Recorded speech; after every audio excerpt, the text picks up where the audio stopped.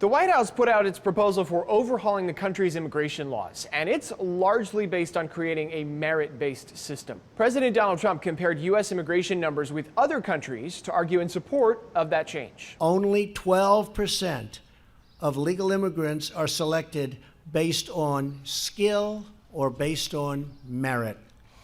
In countries like Canada, Australia, and New Zealand, and others, that number is closer to 60 and even 70 and 75% in some cases. So, does the president have those immigration numbers right? Let's start with the U.S. The employment-based visa category covers immigrants who get a permanent resident visa based on their skill or education level. The federal government makes about 140,000 of them available every year.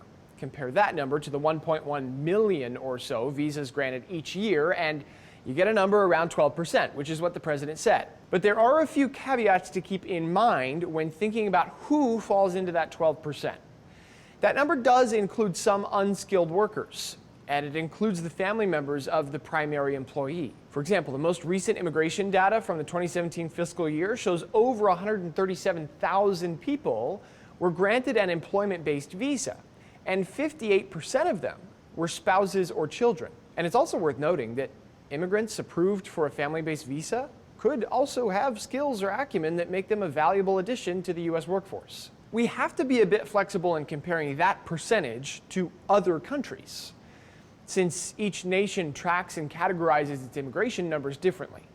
So we'll compare the categories in other countries that are closest. Canada has three main categories for immigrant visas: family, refugees and humanitarian, and economic. Skilled workers fall under the economic umbrella, and they represented 56% of immigrants granted permanent residency in 2017. In Australia, 60% of the permanent visas granted in 2016 and 2017 were categorized under its skills stream. And the story is almost the same in New Zealand, where about 60% of immigrants fell into the country's skilled business visa category over a 2-year period. So President Trump was correct to note that some other countries welcome a higher percentage of skilled immigrants, but none of those nations reach the 75% threshold he mentioned. That number is closer to 60 and even 70 and 75% in some cases.